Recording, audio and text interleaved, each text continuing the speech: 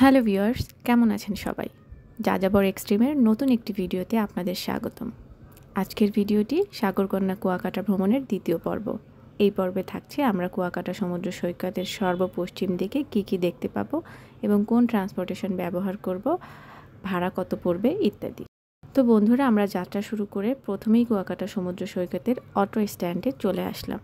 কুয়াকাটার দর্শনীয় স্থানগুলোকে দুটি অংশে ভাগ করা হয়েছে, একটি পূর্ব দিকে এবং অন্যটি পশ্চিম দিকে। ভিউয়ার্স, কথা বলতে বলতে আমরা চলে এসেছি কুয়াকাটা সমুদ্র সৈকতের প্রথম আকর্ষণ রংধনু সৈকতে। আমরা যে স্থানটি ব্যবহার করছি এটি হচ্ছে সমুদ্রের এবং জলোচ্ছ্বাসের হাত থেকে কুয়াকাটাকে রক্ষা করার জন্য নির্মিত শহর রক্ষা বাঁধ।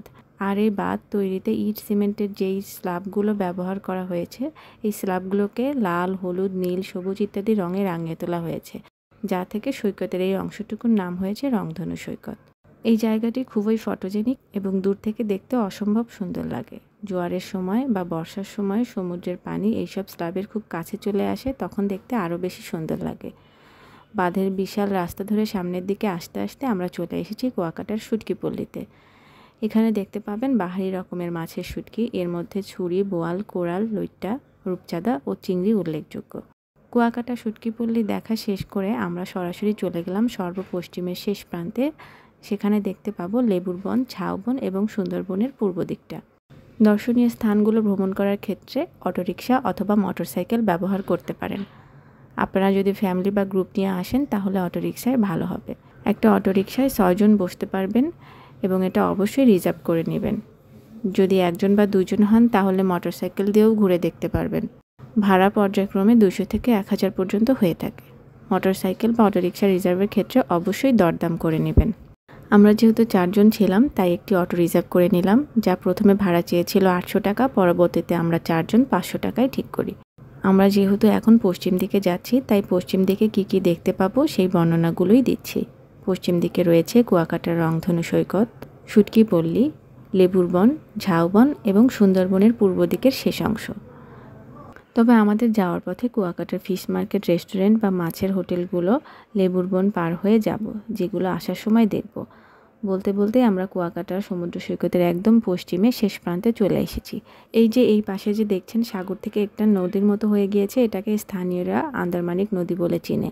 এবং এই নদীর ওই পারে যে ওই ঘন বনটা দেখতে পাচ্ছেন, এটা হচ্ছে সুন্দরবনের পূর্ব দিকের সর্বশেষ অংশ এবং এই পাশে রয়েছে বিস্তৃত ঝাউবন। চলুন আমরা ঝাউবনে ঘুরে আসি এবং ঝাউবনের পরিবেশটা আপনাদের একটু দেখাই। ঝাউবনে যাওয়ার সময় চোখে পড়ছে এই ছোট্ট ছোট্ট ঝাউ গাছের চারাগুলো। এখন আপনারা আমাদের ভিডিওতে দেখতে পাচ্ছেন শুধু ময়লা আবর্জনা এবং প্লাস্টিকের বোতল পড়ে আছে। এসব কিছুই আসলে আমাদের ফেলে দেওয়া ময়লা আবর্জনা। আমরা যেখানেই ভ্রমণে যাই পরিবেশ ক্ষতি হয় এমন কাজ থেকে বিরত থাকার চেষ্টা করব। এই যে দেখুন ঝাউ গাছের ছোট চারা দেখতে কেমন, দেখে মনে হচ্ছে ঝাউ গাছের একটি ডাল আর মাটিতে রোপণ করা হয়েছে। আসলে এটি ঝাউ গাছের ছোট একটি চারা।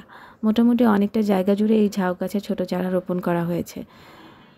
ঝাউ গাছের নতুন চারা দেখতে দেখতে আমরা ঝাউবনের ভেতরে চলে এসেছি। এই হলো সেই ঝাউবন, যার চারদিকে শুধু ঝাউ গাছ আর ঝাউ গাছ। এখানে কিছুদিন আগে ছোট্ট একটি ঘূর্ণিঝড় হয়েছিল, যার ফলে ঝাউ গাছগুলো নিচের দিকে অনেক ডালপালা নষ্ট হয়ে গেছে। এই যে ছিল কুয়াকাটা সমুদ্র সৈকতের ঝাউবন। চলুন এবার দেখব আন্দারমানিক নদী ও সুন্দরবনের পূর্ব দিকে শেষ অংশ। বন্ধুরা, আমরা নদী দেখতে যাবার আগে একদম ফ্রেশ ডাবের স্বাদ নেব। মূল্য জিজ্ঞাসা করে জানতে পারলাম প্রতিটা ডাব 150 টাকা করে বিক্রি করছে। এখানে মূল্য একটু বেশি হওয়ার কারণ হচ্ছে তারা বাজার থেকে গাড়িতে করে বা কাঁধে করে এখানে নিয়ে আসে। এছাড়াও এখানে লেবুর শরবত, ঝালমুড়ি, চা, বিস্কিট, ঋতু ইত্যাদি পাওয়া যায়।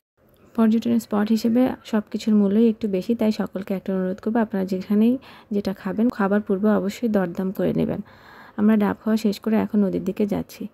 এই যে এখানে অল্প পরিমাণ পানি দেখছেন, এটা হচ্ছে জোয়ারের সময় পানিগুলো এখানে আসে এবং এই অংশটুকু নিচু হওয়াতে এখানে জমা হয়ে থাকে। বন্ধুরা, এই হচ্ছে আন্দারমানিক নদী। এটা আসলে সাগর থেকে সৃষ্টি একটি খালের মতো। এই পানিটাই সমস্ত কুয়াকাটার চারদিকে ছড়িয়ে পড়বে। ওই যে দূরে দেখা যাচ্ছে মাছ ধরা ট্রলার, তারা মাছ সমুদ্র থেকে মাছ ধরে এখন ট্রলার ঘাটে যাবে এবং মাছের আড়তদারের কাছে তাদের সব মাছ বিক্রি করে বাড়ি যাবে। এই দুটো স্পট আমাদের দেখা প্রায় শেষ। এখন চলুন আমরা যাব ফিশ মার্কেটে। আসলে এটাকে ফিশ মার্কেট বললে ভুল হবে। এখানে কয়েকটা হোটেল বা রেস্টুরেন্ট রয়েছে যারা সরাসরি ফ্রেশ মাছগুলোকে আপনার সামনে কেটে ধুয়ে রান্না করে দিবে।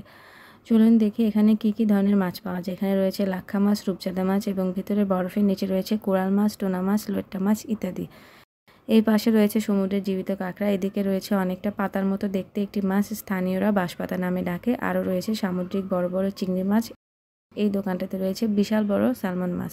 আমরা খাবার জন্য 700 গ্রাম ওজনের একটি লাক্ষা মাছ, একটি রূপচাঁদা মাছ নিয়ে নিলাম।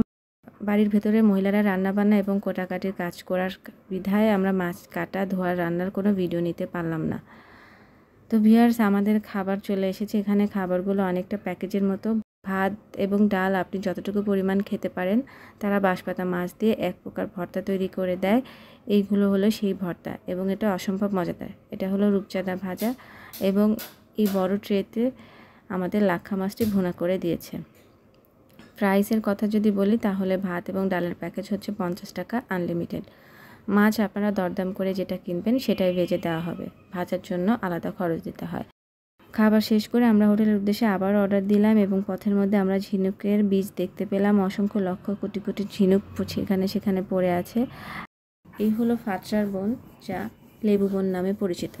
স্থানীয়দের মুখে জানা গেল যে দূর থেকে গাছগুলোকে দেখতে অনেকটা লেবু গাছের মতো দেখায়, তাই এই জায়গাটির নাম রাখা হয়েছে লেবু বন।